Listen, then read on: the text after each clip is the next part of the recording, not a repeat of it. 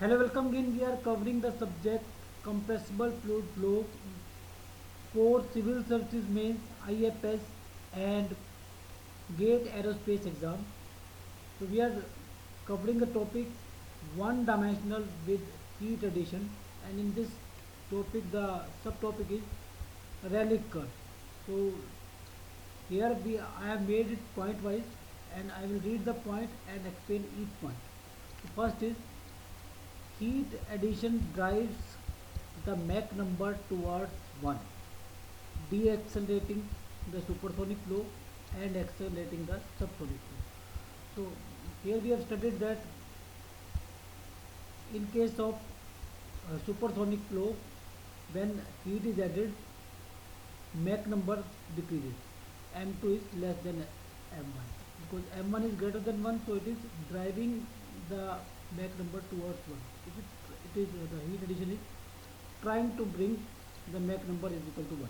Similarly, for subsonic flow, when heat is added, M2 is greater than M1 and M1 is less than 1, so it is also bringing the Mach number 1.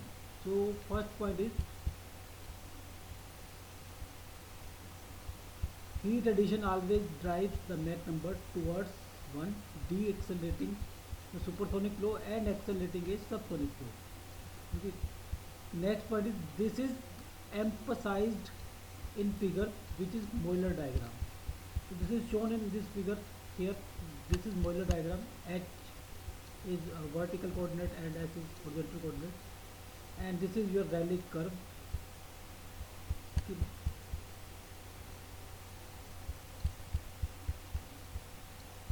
Which is Euler diagram of one-dimensional heat addition process. The curve in the figure is called Rayleigh curve and is drawn for given set of initial conditions. So suppose we have initial conditions 1, or so this is your pipe in which gas is flowing. At 1 we have initial conditions, and this point 1 is represented by this point. Okay. And heat is added in, and this is suppose location 2. Now if the condition in region 1 are given by point 1 in figure, then the particular Rayleigh curve through point 1 is locus of possible states of region in region 2. Each point of the curve corresponds to different value of Q added or taken away. Suppose this is the point 1 or region 1. If we start adding heat, we will move along this line. Okay. Depending upon the amount of heat added. Okay.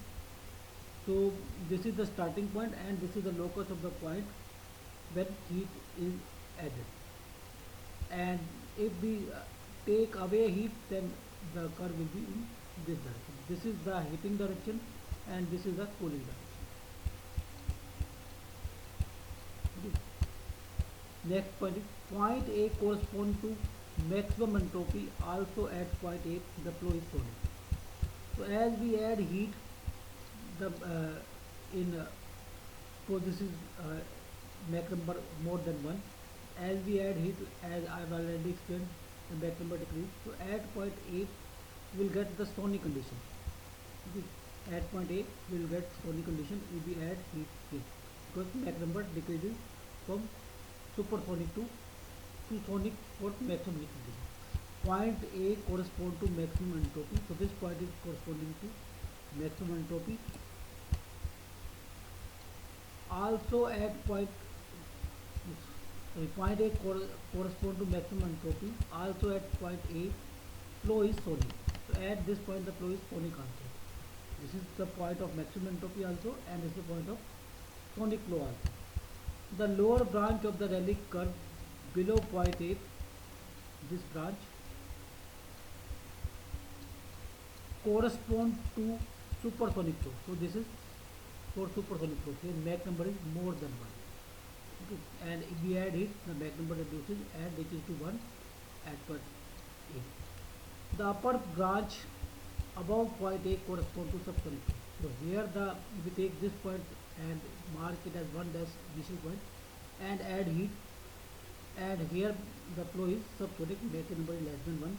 So it will also uh, tries to achieve Mach number 1 or achieve point 8 depending upon the amount of heat added. Okay, so this is heating process for subsonic and this is the heating process for supersonic. And if we change the direction, this is cooling process. If we start from here, this is the cooling process for subsonic, this is the cooling process for subsonic, for supersonic. Okay, so now if the flow in region 1 is supersonic, here if the flow is supersonic and correspond to point A in the figure, then heat addition will cause condition in region 2 move here, move closer to point A, on HS diagram, with a consequent decrease of Mach number, because initially it was more than 1, here it is 1, so there will be decrease in Mach number towards unity. As Q is made larger, as this heat is made larger, conditions in the region 2 get closer and closer to point A. Finally, for a certain value of Q, the flow will become sonic in region 2 as minus. Okay. For this condition, the flow is said to be choked because any further increase in Q is not possible. So this is the maximum amount of heat that can be added. This is up to 0.8 or up to sonic condition. Okay. After that, no further increase in Q can take place without a drastic revision of upstream condition in the region 1. If we do not change the condition here, then more heat cannot be added. So we have to change the conditions here to add more heat. Finally, the flow will become sonic. Okay. Now, what happens if we add more heat, more than the critical heat?